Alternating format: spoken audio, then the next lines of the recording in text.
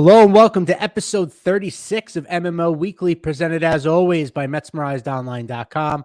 I'm your host, Sal Manzo, along with my co-host and MMO executive editor, Mike Mayer. And Mike, we have some real-ish baseball games starting this week. We got the WBC starting on Wednesday. I know we'll talk about that, but I wonder if you're excited here to see these guys are now breaking camp and going over for that tournament. Yeah, absolutely. I'm excited for the WBC. Unfortunately, we have our first injury in Mets camp, and that's the big talking point tonight. Of course, Jose Quintana was supposed to go to the WBC and start game one for Colombia, and not only is he not doing that, but he's certainly sounds like he's gonna miss some starts in the regular season too. Yeah, exited, what was it, Sunday's game with left side soreness or tightness. He's getting tests done. Obviously, like you said, his WBC run is going to be over. But, more importantly, obviously, the Mets don't really care much about that, but want to be ready for the regular season.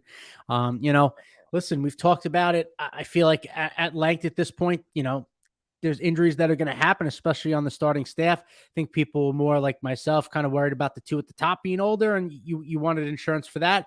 But this is why you have guys like Carrasco, Peterson, and McGill. And we'll talk about Peterson in a second. He avoided an injury too. That would have been 2 in 2 days that could have went down. But that's why you have this back end rotation depth that the Mets do, because guys aren't, the Scherzers and the Verlanders of the world aren't going to throw 250 innings or close to that. And injuries happen. So hopefully the Mets can weather that. Hopefully it doesn't miss too much time.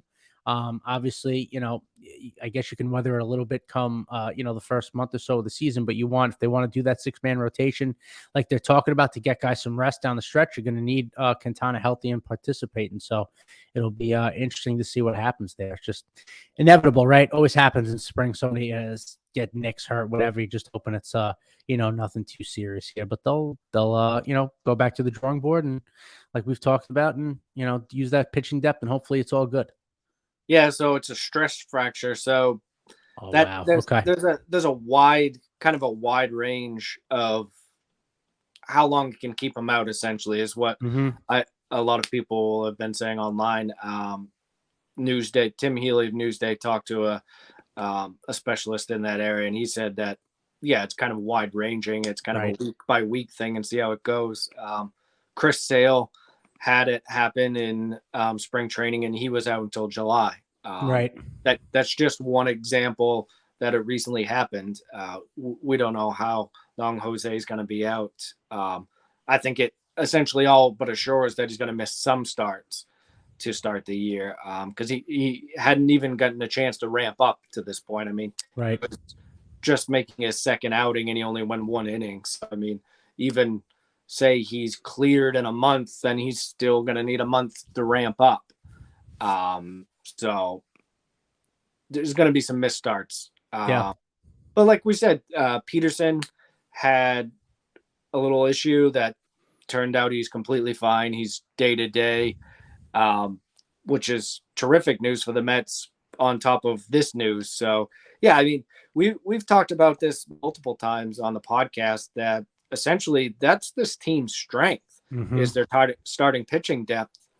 So you never want to see injuries, but if there's going to be an injury, and it sounds like it may not be major, and it's not to one of the top 3 guys, this is kind of, I mean, the Mets are positioned to fill this. David Peterson is a pretty good 4-5 starter, which Jose was going to be for the Mets. So they're positioned to fill this well. Tyler McGill, we talked about it with Healy last week, came into looking great in camp. Lucchesi has looked pretty good in camp. I mean, Jose Butto, who we're going to talk about later too, I mean, he's looked really good in his 2 outings. So the starting pitching is, I mean, that's like I said, that's the Mets' strength.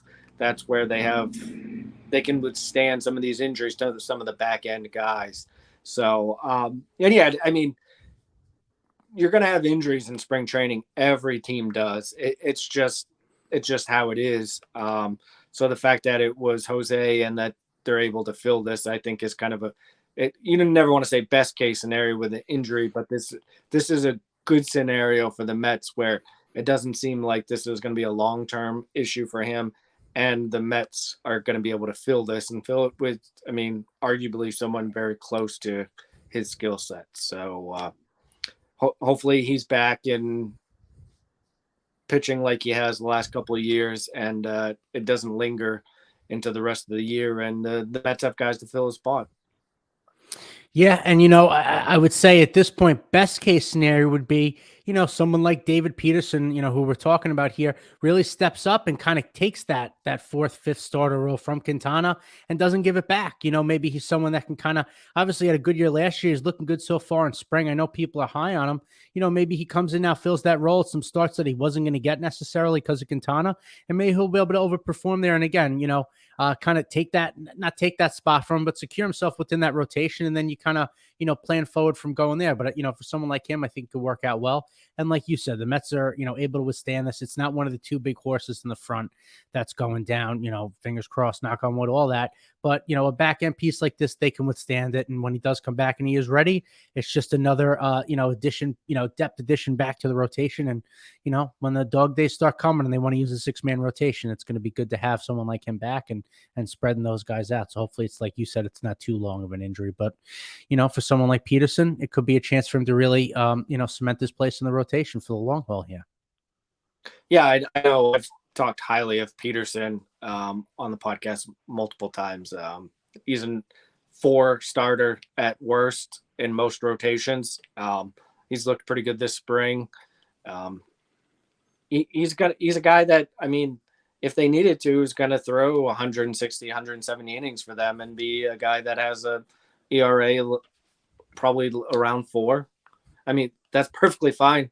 That makes you a lot of money in Major League Baseball now. So Peterson's a quality starting pitcher, and he's going to fill that role nicely. And like you said, the Mets are talking about a 6-man rotation anyway, so maybe this kind of makes it so that they use a little more with, especially when Jose's ready to come back, that they can kind of ease him in a little bit more with the 6-man rotation. So maybe he doesn't need to ramp up as much.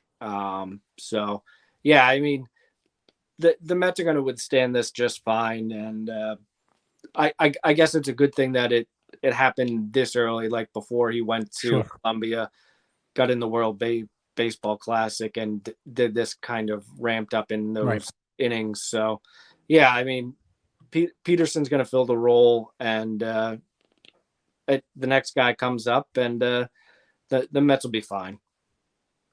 Yeah, and that's how it's been last couple of years, especially last year. Next man up, we saw what happened, with the starting rotation, much different look last year, this year, but still those guys, McGill, Peterson really stepped up huge and, Scherzer's absence last year. So expect the same thing happening here. And I think that's a good kind of transition. Speaking of Scherzer, we had the 3 big horses kind of get their first turn through, for the first time. Scherzer, Verlander, his first ever start in a Mets uniform, and same thing for Senga on Sunday. We can start game by game if you want, but just want to get your overall thoughts. It seemed like in Scherzer's case, maybe the whole toying with the pitch clock thing, he might have sped himself up a little bit there at times, but just want to get your reactions to seeing the three big guys for the first time through here in Mets uniforms now. Yeah, you kind of you got some different results out of those guys. I mean, Scherzer, he actually didn't give up any earned runs because all of those were a bizarre 2-error inning by Luis Guillorme, which I don't think we'd ever guess we'd see. And then he's using the pitch clock, or he's trying to use the pitch clock to his advantage, holding longer, getting set, holding, kind of trying to toy with the hitter. And I mean, maybe he's overthinking a little bit, but I'm not going to second guess Max Scherzer. I mean, the guy's going to the Hall of Fame, and part of it is he uses these little things to his benefit whenever he can. So this is the time to do it. We're in spring training. Why not mess around with this stuff? I think it's a good sign that he's comfortable enough with the pitch clock that he's able to do this type of stuff. Right. We've heard from other Met starters, Jose before he got hurt, Carrasco and Senga mentioned a little bit that they weren't completely comfortable with the pitch clock yet, and that they kind of felt rushed at times. So the fact that Scherzer is already comfortable enough with it that he's trying out these little things doesn't make me worried at all about Max Scherzer. He was healthy, and I think that's the really only thing that matters out of that start. Verlander looked like Justin Verlander. He looked very good. He looked like he was ready to go. I don't think we really have to talk too much. I mean, obviously it's good, cool for Mets fans that they finally get to see him with the orange and blue on and just kind of give them a look of what they're going to get to see. So, and then Senga, I think Senga was kind of a mixed bag. Obviously the control was a little bit of an issue. He had 2 walks in 2 innings, and pitch count got pretty high, particularly in the first inning. But I think more importantly was how good his stuff looked. Mm-hmm. I mean, he hit 99 on the gun. He threw a couple of really good fork balls, and he actually had a couple of good, what Baseball Savant called sweepers. Baseball Savant has that new classification this year. It's kind of, I mean, if you played baseball, been around baseball, it's something we've kind of used the term slurve, right? That type of thing. Slower breaking ball than a slider, and just a different type of break than your typical curveball. Right. He used a bunch of those actually, and got some swings and misses on that. I think the important thing was that we saw his arsenal and the fact that it's a big league arsenal. I mean, there was obviously questions about with the different ball, with the different mounds, him adjusting to pitch clock, how he was going to look. And I think to come out and be throwing 99 in his first start, and to be able to throw his sweeper and a couple of really, I mean, that fork ball to Jordan Walker, who by the way is one of the hottest prospects on the planet right now, was disgusting. 41 inches of drop. I mean, he actually had one of his other fork balls had 45 inches of drop. So I mean, this last year the high for an average was 39 inches. So just to give folks a reference point, so both of those were well above average. So they're elite fork balls in terms of drop. All it did was entice me even more about the prospects of him pitching a full season for the Mets. He's such a student of the game, which we've learned really quick, and just one of those guys that makes adjustments all the time. I think he'll make those adjustments, and his command and his control will be fine. Look, there's going to be games where he walks a few guys. That's kind of one of his things with him, is he has some high walk games. But the good news is his stuff is elite enough where he can pitch out of those situations. And I think that's what we saw most importantly in his first start. Yeah, right. You know, I think as far as from the first to the second inning that he pitched, I think, I'm sure there was some nerves, whatever, in that first inning could probably attribute it to. But more than anything, you're saying the other team, they were asked post game just as far as, their impressions of him, and they said the stuff plays. It looks like it's plus stuff. They was, I'm not surprised, but living up to the hype, whatever it is. That fork ball splitter, whatever you want to call it, looks great. Like you said, the fastball got up to 99. The breaking ball looked good. And he just seems to have a good demeanor. And more in general, you talked about, he has some high walk games, in his career or whatever, but seems to have kind of be even keeled and have a good demeanor. And, with the stuff that you're talking about, to work around that and get out of it. Seems excited to be, with the Mets and, in the States and pitching here and everything. I'm glad he's not going to the WBC. I'm glad he kind of took it upon himself to want to get himself situated here and everything that's going on. It's more and more pro guys, the way I can kind of describe it with the Mets, from Scherzer to Verlander to Senga. All these guys are pros. As far as Verlander goes, it was pretty cool to see it finally in motion for real against another team and all that. Him in the uniform, it was great. Like you said, sharp as can be. Particularly, it felt like to me the breaking ball looked very sharp, but ahead of what you would think would be at this point in spring. Especially the bats that I saw was able to right-handed hitters really picking guys off low and away with that, getting them to chase. Looked good. He was aggressive and throwing over to runners early. I remember to start the game with the Arias on base. He threw over twice very quickly. I don't know if that's from the dugout or not, if that's just him, but I noticed he was, I guess trying to figure out ways with that, holding the runners and everything. So, cool to see. And just as far as Scherzer, like you said, it's spring. He's toying with stuff. It is what it is. They were all unearned runs as it was. I'm sure you'll never see Guillorme make 2 errors again in his life in the same inning. So it is what it is. I did notice with Scherzer, as far as the pitch clock stuff goes, at one point he was holding, made the batter call timeout, took his one, timeout, and was just, even, I don't know if you want to call it, if it was a quick pitch or not, but just as soon as the neck, the batter got in the back, so didn't even break his set. He just held the whole time and went right in. So those little head games you could see he's trying to work through. It's really nice to see these guys going back to back here, and especially with the 2 at the top, and we'll see what happens with Senga. But all intents and purposes, 3 out of 5 days, you should be looking to win, man. The Mets should have every bit to do that. Well, and a quick note on, because they did call essentially him for a quick pitch and call him for a ball, and Major League Baseball put out a little announcement, if you will, right, that they in fact will do that during the regular season too. That they're not going to allow pitchers to pitch to hitters that simply aren't looking. Right. Which makes sense. I mean, that shouldn't happen. It hasn't happened in the past. There's reasons why it hasn't happened in the past, so they're certainly not going to let it happen now. But yeah, I mean, that's Scherzer. He's trying to take the edge, like we said, any way he can, and that's what he's going to do. And why not do it now? But yeah, to see all 3 of those guys for the first time, I mean, that's Scherzer, Verlander, Senga. That's, hopefully we see that 26, 27, 28, 29 times this year. So it was nice to see it finally for the first time, and all of them obviously come out healthy. Yeah, and on top of that, as far as the pitching being good and everything else, it's kind of sad to see guys like Lindor and Alonso leaving camp, because especially Lindor, red hot. I just want to get your thoughts on his spring. I'm pretty sure that he was named captain of the Puerto Rican team for the WBC recently. So I just want to get your thoughts on kind of Lindor's hot spring here, and just kind of your, like, where you think we're going to go now with the World Baseball Classic, and just kind of that whole deal.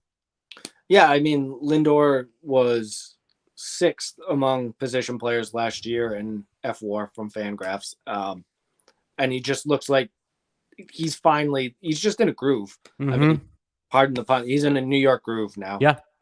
He's just settled in, and he's ready to go. And like you said, he's looked great this spring. He had that rough 3 or 4 months with the Mets, and then he's just taken off since then and shown us the superstar that Francisco Lindor is. Like you said, yeah, Team Puerto Rico, the players voted him as the captain of that team.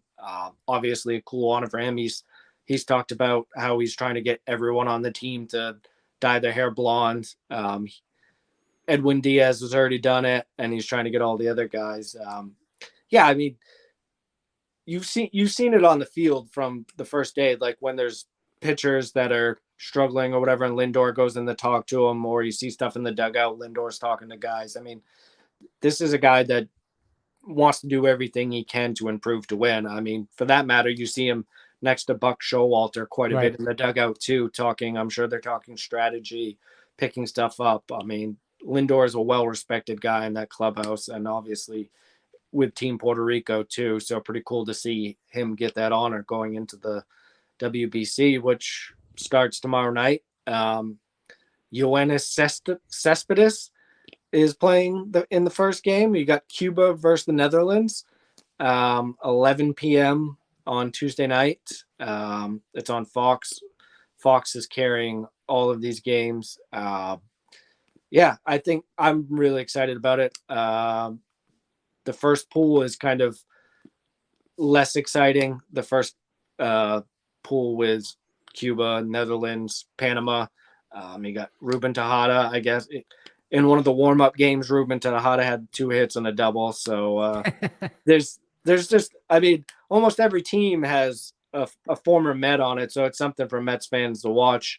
And then finally, the big pool gets going next weekend when you got the Dominican Republic, Puerto Rico, Venezuela, and the U.S. all getting in action. And by that time, everyone will be in action. So you've got all these games going on at once with, I mean, we talked about the best players in the world. I mean, Otani's back in Japan now, and in the warm-up game with one-legged jet lag, tanks. yeah, in a warm-up game with jet lag, hit 2 3-run homers, and people are showing up to just watch. I mean, they're filling the stadiums to watch him take BP. Someone tweeted out a video today of like Taiwan playing. They're playing at one of the pools is in Taiwan, the one I'm talking about with Cuba, and they're just doing practice games, and the atmosphere is crazy. Yeah, and just exhibition games. So I think I know there's a lot of people that are like skeptical of the WBC, and I think this could be the year that they finally see like what all the excitement's about, what these players are talking about. I mean, Lindor's talked about what an honor it is to play. Freddie Freeman with Canada, Mookie Betts, Mike Trout. A lot of guys have talked about just how big of a deal this is to them and to those countries too. I mean, smaller countries that are talking about the Netherlands. There's some really good stories about the Czech Republic team and how those guys, I mean, none of those guys they're having day jobs and they're doing this. I mean, that they're managers and neurologists. It's just really fun stuff. One of their best players is a teacher. These guys work 9 to 5s and then go to practice and stuff. It's just really cool to read that stuff. And then you see some stuff with like Team Italy, who's got actually they got some pretty good prospects this time. Yes, Matt Harvey's on the team. So Piazza's managing the team. Yeah. So, I mean, you even got these smaller countries I mean, chances are they probably don't do very well, but they at least have these interesting stories that kind of tie you to the team and make you want to watch. So, I'll be watching as much as I can. Some of these are pretty weird hours. Yeah. So, especially to get it started at 11 p.m. And actually, I was looking at the U.S. schedule, and their first 3 games are 9 p.m., 10 p.m., and 10 p.m. on the East Coast. So that I'm not sure. Did we get Rob Manfred to make the schedule? Because I'm not sure that's great for viewership. So, but no, I'm super excited for it to get going. A lot of, even with Jose not playing, there's still a lot of Mets involved, especially Team USA. That's going to be Mets driven. Team Puerto Rico too. I mean, those are the 2 teams to watch when it comes to the Mets. So I'm excited for it to get going, and hopefully we see a lot of just good games, good close games. Yeah, no, absolutely. And obviously holding my breath, knocking on wood, saying all the prayers, every Met that's playing comes back good, healthy, all that stuff. More than anything, selfishly, don't care how the players do as well as, just making sure they come back healthy. But on the WBC side itself, I think there's a bunch of cool storylines. You hit on one with the Czech Republic, which is really cool. I think it's going to be very interesting. In particular, there's a few managers. I think this is going to be a tryout for them to show that they can, manage in pro ball.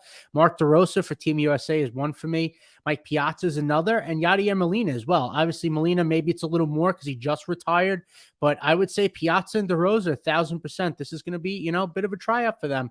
I guess it's different, for a team like Piazza. They're looking really probably just to win a game. I think if they win a game in their pool, that's a successful run for them. Team USA, not so much. Got to win a lot of games, hopefully win the whole thing. So I guess just different expectations, but that'll be interesting to see how they manage in the tournament and that kind of deal. And like you mentioned, Otani hitting a couple tanks, getting off the plane. You got Trout in the WBC. You got Mookie Betts. You know what I mean? You got some of the best players in the world now, on this stage. And, like you said, just hope for good competitive games. That's all you can ask for. You don't really want any lopsides one way or the other. Good, close, competitive games. And hopefully they market them well. I know, that's always the Achilles heel of baseball, making sure that the eyeballs get on what they're doing. But I think the event's going to go really well. And, if you don't have Japan, DR, US, and Puerto Rico as your top 4, I don't know what you're doing, because I think that's what's going to be looking like. But it should be a lot of fun. I'm going to try and get up at 6 a.m. on Wednesday to watch Italy play. I don't know how well that'll happen, but tomorrow night, definitely watch Cuba play there. Just nice. It'd be nice to have some, competitive games on, and, just get you that much closer to opening day at the end of the month. So it should be fun.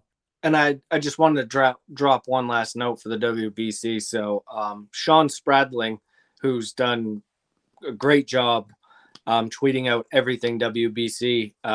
He had done such a great job that Rob Bradford teamed up to do a podcast with him. He's actually going to have an article on MMO tomorrow that awesome. his ranking of all of the 20 WBC teams. Nice. So definitely check that out. Give him a follow on Twitter, Sean Spradling. And be good to kick it off tomorrow with that article. And let's hope Yoenis Cespedes hits like 2 home runs. I saw an article or something. It said like physically, like he's pretty good, like his health is okay, but he's like, I could still hit. Yeah, I can hit home runs. Like that's fine. I'm not gonna be doing much else. Don't look for him to be playing the field or anything like that. But I'm sure as a DH, he'll be swinging for the fences there. It's also I'll move on real quick. We know we got some other stuff we want to do. I don't know if you noticed, but this year, there's no one uniform sponsor for the WBC. Like in years past, Majestic, who was the MLB uniform provider, did all the uniforms for the WBC, did a good job. This year, it's every team has their own sponsor. And I kind of feel bad a little bit. If I was like a smaller team, like I would get kind of pumped getting those big league jerseys, those new era hats, like, shout out the other, local sponsors or whatever. But that was a little thing I noticed. I feel like I'd be a little bit annoyed. You won't get to the show there. You want to get those nice unis, but I guess there was I was surprised that Nike didn't do everything the way Majestic used to do it. Obviously they're the uniform provider of Team USA, but just like a little random nugget that I like to throw out for the uniform nerds out there. But I guess moving on from there kind of quickly, we talked about Lindor being, voted the captain of Team Puerto Rico. Real quick, obviously the Mets don't have a captain. So I'm just wondering, as far as like on that same note, who would you want to see be the Mets next captain? If there's anybody that you had in mind that we're thinking of. I know there's a couple of guys I have, but I'm just kind of curious there for you. Yeah, so I mean, this topic came up because today I tweeted out that Lindor was going to be the captain of Puerto Rico, and a lot of the comments or the quote tweets were the Mets next. Like, this is the Mets next move. Lindor should be the captain. And to be honest with you, I hadn't really thought about like Lindor in that context before. A, because he's not like a homegrown Met, and B, because he's only been with the team for 2 years. But then, like, the more and more I thought about him, like, this makes a ton of sense. He's a superstar. He's now going to be with the Mets for his entire career. He's got 9 more years with the Mets. He's a shortstop. I mean, kind of the captain on the field from the shortstop position anyway. And then I got thinking about it even more, and I'm like, well, the first 3 guys that were captains for the Mets all came to the team via trade. They weren't homegrown guys, right? So that's really not any prerequisite for this. So yeah, I mean, I think Lindor makes a ton of sense if the Mets decide to go with another captain. I think that might be something that Buck Showalter would think is a good idea. Maybe it's kind of something that I don't know. I know there's other, for the last couple of years, people have talked about like Pete Alonso, simply because he just has that kind of feel of, especially before Lindor, that he was kind of the face of the Mets franchise. Right. And then I know some people brought it up when they gave Brandon Nimmo essentially a lifetime contract. Homegrown guy that's been around for quite a while now, and now is going to finish his career with the Mets. So he's going to be in the organization for 16, 17 years. Some people have mentioned Jeff McNeil because kind of the same thing. He just signed an extension and he's been with the Mets his entire career. I think you could make a good argument for any of those 4 guys, Lindor, McNeil, Nimmo, or Alonso. I think most people would see it as Lindor versus Alonso, probably. Mm-hmm. I don't really have like a preference or anything. I think right now, if they were going to do it this year, I don't really think you could do Alonso, simply because he doesn't have an extension yet. There's no sure thing. It would just be kind of weird to name Alonso the captain, and then in 2 years he's not here anymore. That would be kind of a weird thing to happen. Not saying that they couldn't do that, but that would just feel kind of weird just to have him as the captain for 2 years. Yeah, I think Lindor would be a good choice. I know, as we've talked about, I mean, you constantly see him as a leader on the field. You see him a leader off the field, talking to Buck. When you talk to guys on the Mets team, that's one of the guys they immediately go to. He's vocal about being a leader.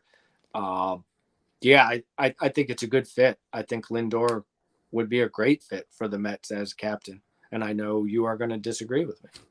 I don't think it's a bad fit for what you said. And like, he's going to be here for the next 10 years. So he's not going anywhere. So I think it's fine there. He's a short, he's kind of the captain of the infield, superstar player, like you said.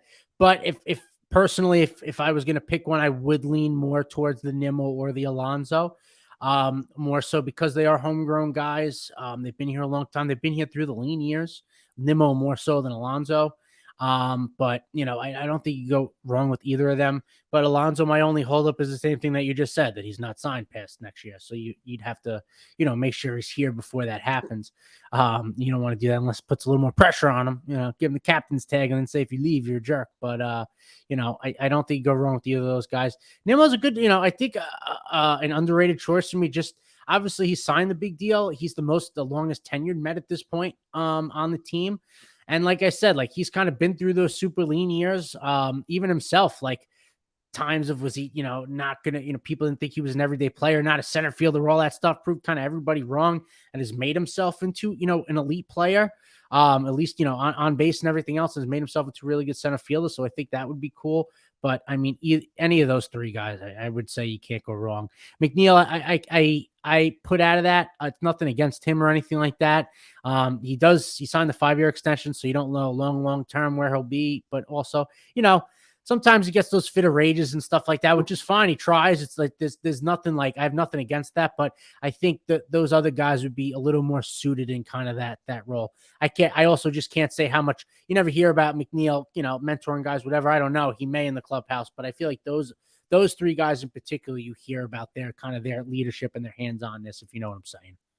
No, yeah, I think that's fair. I think, like you said, I think you kind of made a really good case for Nimmo and what you were saying. And I mean, he's obviously not as vocal as Pete Alonso is. Right. Pete Alonso is an outgoing guy, and he's that way on the field, off the field, all of that.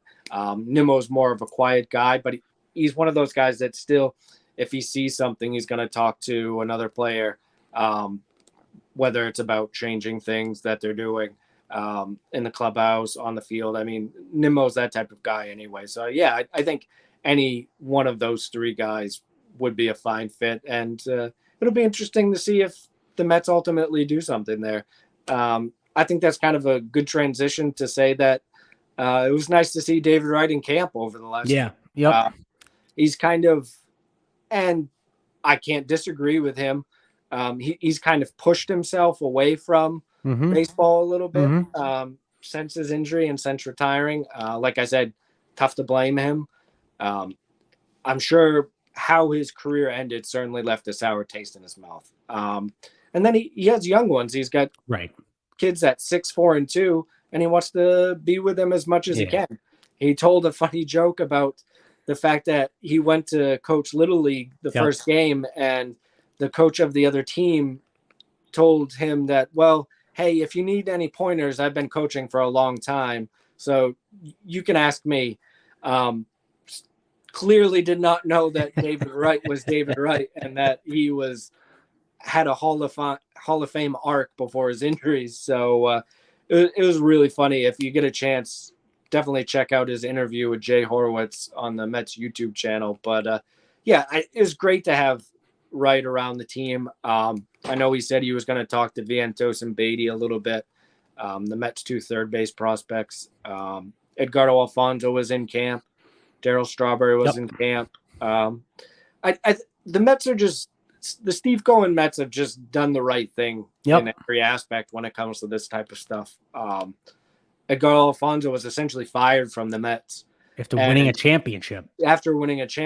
So I'm sure he certainly has some sour feelings towards the organization, or maybe he was able to set them aside to just particular people.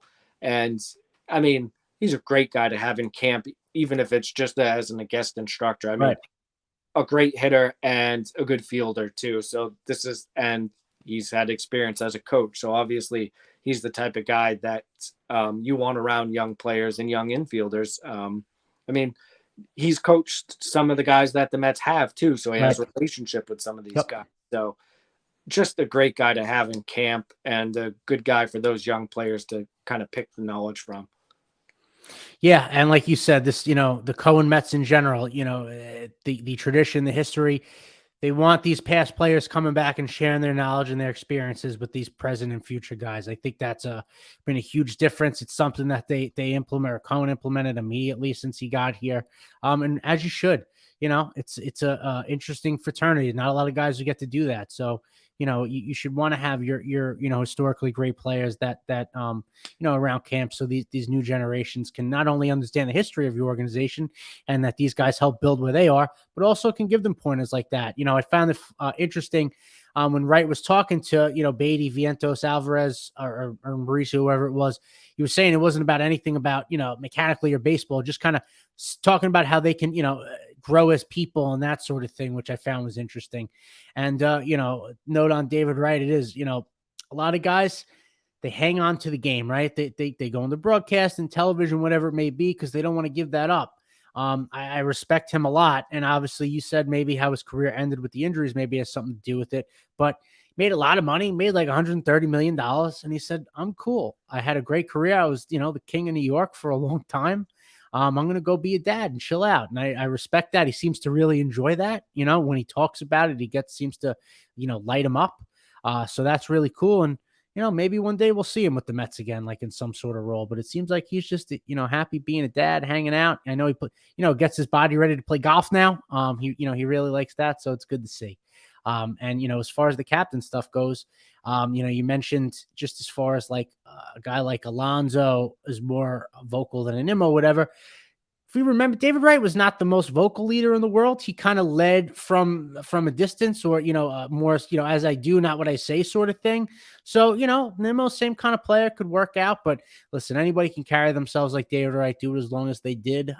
They're in good hands, because he did it just about as good as anybody could. Even, injuries, everything, he held himself great. And that's why he'll be invited back to every single thing the Mets do for the end of time now. But it's good to see all those guys. Obviously Piazza wasn't there with the WBC and everything, and who usually comes, as guest instructor and stuff.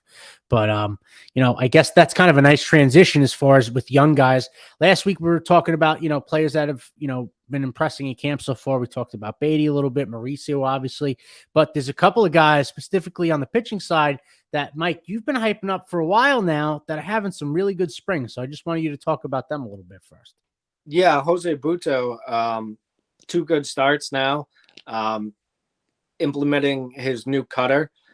It's looked good. It's a good third pitch for him. And if you get a chance to check it out, we have a new writer at MMO, Kobe Morris, who actually used to pitch in the Mets minor leagues. Wow. He's writing for us now, and his first article was on Butto, awesome. Talking about the addition of the cutter and how it was a needed third pitch for him.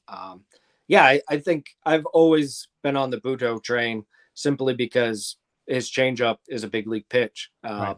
And now his fastball is pretty consistently 94, 95, and he's been hitting 97. So, yeah, Butto's looked good. And I think, Butto as the Mets' 8th starter, again, is talking about how good, or 9th starter, how good the Mets' rotation depth is. And, the other one, we got to see him a little bit last year, and I've talked him up since the Mets drafted him, really, and he's finally healthy, has been for a good year stretch now, is Bryce Montes de Oca. Just a mountain of a man, but Goose Mountain, as Gary Cohen likes to say, was the literal meaning of his name. And Ron Darling noted that it sounded like a IPA the other day on the broadcast. His first outing, he showed some control issues, which that's very typical for him. He's going to be a high walk guy. Mm-hmm. But he also hit 102, and he's throwing a sinker at 100, 101. That's got 21 inches of run to it. People don't throw those. They just don't. and he's throwing a cutter at 96, and then he's got a slider that he used the other day for a strikeout at 85. Yeah, so his last outing, he pitched a scoreless inning, 1-2-3 inning, no walks. He's already on the 40-man roster. We saw him very briefly last year, and then he was essentially a little banged up when he came up, and then tweaked something, so he went down. We only saw him for like 2 or 3 outings, but this is a guy that, even with command issues, I think his stuff is good enough that he's a big league bullpen guy, and we're going to see him at some point this year. I mean, that if he improves his command just a little bit, this is an elite setup man, or an elite closer. That's the type of stuff he has. Like I said, we're talking about 100 to 102 right with run. This isn't a straight fastball. And the cutter at 96, I mean, you don't see that pitch. And then you throw in a slider that's about 10 miles slower than his fastball sometimes. I mean, slower than his cutter, with that same type of break from the same spot. So, and not just that, Ron Darling talked about it on the broadcast too when he first pitched. This is a guy that he comes all at you, all arms, very quickly at the end of his motion, which makes him incredibly tough to pick up too. So you got a guy throwing 100, and then it's the perceived velocity is even more because of the deception in his delivery and the quick arm action. So he's definitely a guy to watch simply because of the potential. If he gets his walks down to even say like 4 per 9 innings, like I said, this is a guy that you could see setting up Ottavino late in games to get to that 7th, 8th, 9th right there. And as long as he's a guy that, I mean, he's going to want to start clean innings. He's not the guy that you bring in, like I said, command issues are his weakness. So you don't want to bring him in big spots with like bases loaded, that type of stuff. But you start him off in clean innings, and this he's got major league stuff. So I'm excited that he's healthy in camp, and he's shown so far that he can get big league hitters out. Yeah, absolutely. And like you said, the more depth, the better. And the guys with plus stuff like these two, they're only eventually going to, make an impact somewhere. So that'll be interesting to see kind of down the line this year when they do. 2 names I'll bring up. Beatty, which, Brett Beatty, we've talked about on the show a ton, especially the first couple of weeks of camps, hitting the ball hard like crazy. Probably, I mean, all intents and purposes, we assume he's not going to make the opening day roster. It's going to be Escobar that is the opening day third baseman. But I would assume that at some point, Beatty's going to be nipping on his heels if he keeps up the way he's hitting, whether it's at third base or somewhere in the outfield, even that he'll be playing a piece here for the Mets in the lineup. And another guy just, he hit a couple of home runs this weekend, Mark Vientos, mainly because we have not seen Darren Ruff at all. So it seems very well that, Mark Vientos could be the Mets right-handed DH come opening, when the rosters are finalized here. So just want to get your thoughts on that kind of real quick. Yeah, I mean, Vientos, we know that his best tool is power, and he just absolutely crushed a couple balls the other day, including one that went 469 feet. He's looked pretty good in spring outside of that too. Good swings. He's a guy that he is going to strike out a lot. I mean, that's not abnormal in today's game, and that's not really abnormal for a guy that's going to DH. I mean, he's going to power and strike out a lot. I mean, that's fine. You're going to get some value out of that. And yeah, like you said, we haven't seen Darren Ruff yet. So at some point, I mean, Ruff would have to start playing very soon for him to be ready to get enough at bats to be ready for opening day. So at some point, pretty soon, you're looking at Vientos as that guy. The Mets need that on the roster. Daniel Vogelbach is a pretty good major league hitter. He has struggled mightily against left-handed pitching in his career, and there's some lefties in the NL East, and also lefties on the teams that they're going to play early in the season. So I think right now, if you had to project the Mets opening day roster, I think Vientos is there. as that DH against lefties. And plus, he can give you, I mean, he's back up for Alonso at first base. Right. And I mean, you can the day he hit the home runs, he was actually playing third base. So he's not a good fielder at third base, but it at least gives you that option late in games, pinch hitting options, that type of thing. So he does have some roster flexibility. He's in the minors. He's even played some corner outfield too. So, which essentially that's what Ruff did, right? Ruff is a first baseman, DH, corner outfield. So Vientos has that added versatility of at least having experience at third base. So, yeah, I think at this point, Vientos, assuming Ruff is not ready, he's going to essentially get that final spot on the Mets bench. And he's looked good this spring, showing off the power. And then he had another nice at bat where he just went right up the middle with it for a single. He's looked good. I mean, he's always going to kind of be, like I said, a high strikeout guy that chases some breaking balls. But he's certainly in the minor leagues, he's always done well against 95 plus, which is something you need, obviously, in the big leagues, because just about everyone you face now is throwing 95 plus, and his OPS was right around 1,000 last year versus that. So, I mean, that's going to pan out well for him in the big leagues. No, I definitely. You know, we saw kind of the power, like you said last year. We saw some of the power that he had. He's having a good spring this year. So you know, it's not the worst thing in the world. And considering that Darren Ruff was pretty much non-existent when he was on the team last year, anyway, it's not the worst thing in the world. To cap everything off real quick, I'm just curious. Are you surprised the lack of at bats Francisco Alvarez has had so far in spring? Do we know if they're like nursing him along as far as with that ankle surgery he had in the offseason? I just feel like I haven't seen him that much in spring games, and it's just a little weird to me. You'd think he'd still, I know that they're talking, he's not going to make, you know, the team out of camp or whatever, but you would think they'd want to get him at bats, at least DH, to see what you got. I think it's really a combination of two things. Him coming back from the surgery, which is why he hadn't caught in a game until recently. Right. And them wanting to get Omar Narvaez got as many at bats, innings, catching the regular guys as they can. I mean, he's certainly played more. Narvaez has played more innings early in spring than some catchers do. And I mean, like we talked about, that he's kind of in the toughest spot of all the guys going to the WBC. Yeah. He's on a new team trying to learn new pitchers. And then 2 weeks into it, he has to go.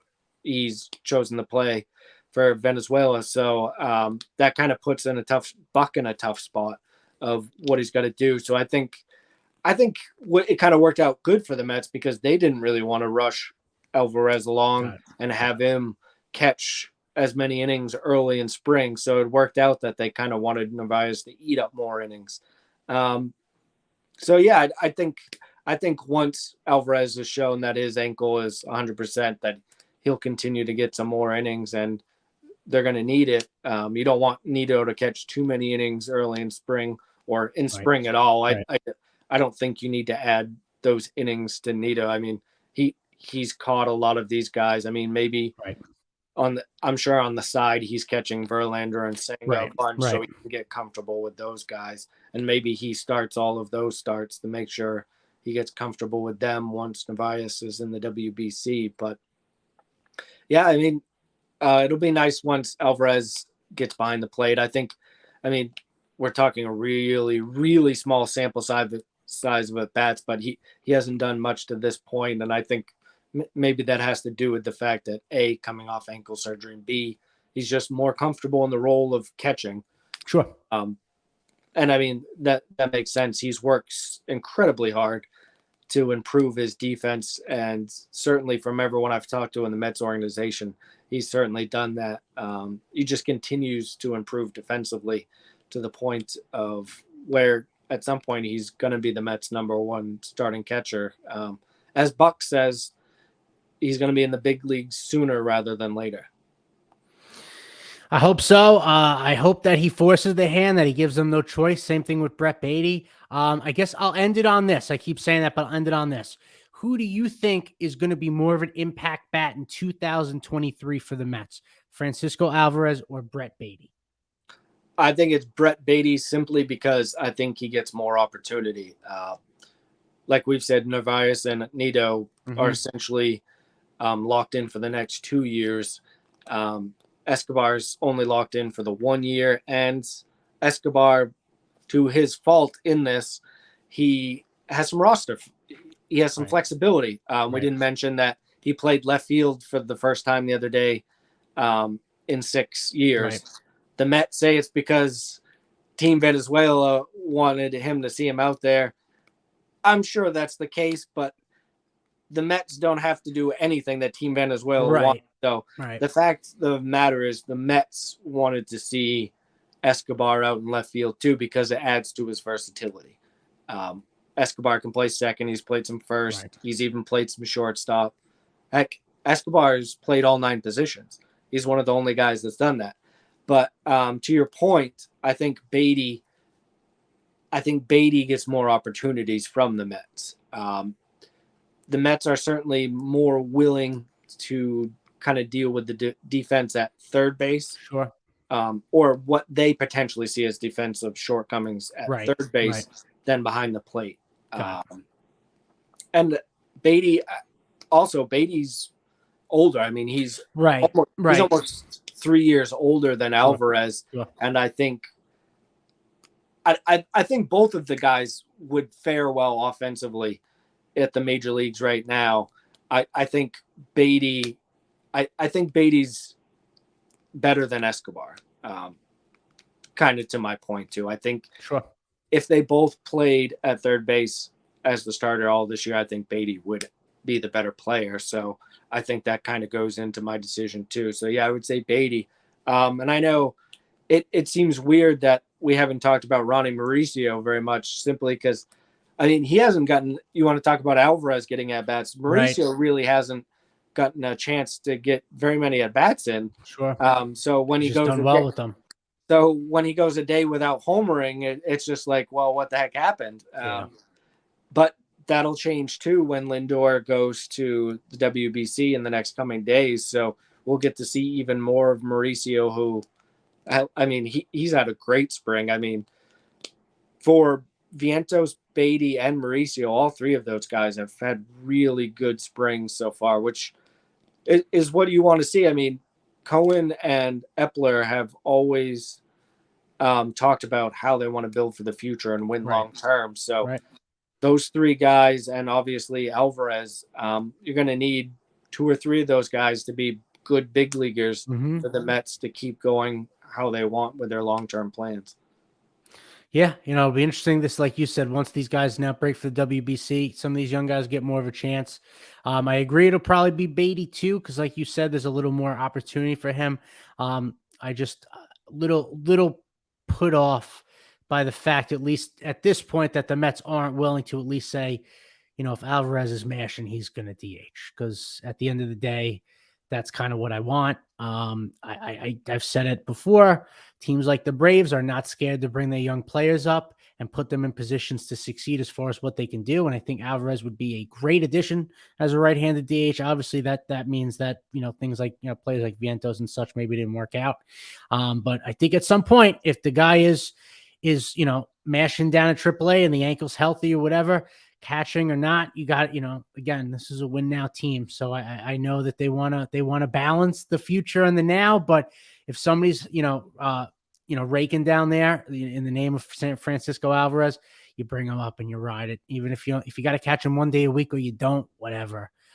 You're not, I don't know. They're just not in a position to me to for someone like that to pull back. And I feel like that's what they did a little bit the deadline last year, and it kind of bit them in the long run. But, like you said, at least 2 or 3 of these young guys are going to have an impact this year. And hopefully it's all them at some point, and they all do well. But, I think we can cap it there. It's going to be a fun week. Real baseball now with WBC. Good luck to all the Mets participating. Knock on wood 1,000 times. Everybody stay healthy, all that stuff. And, we'll check in next week with everything that's going on from the tournament after that, and all the Mets that are filling in with the rest of spring. But until then, guys, let's go Mets.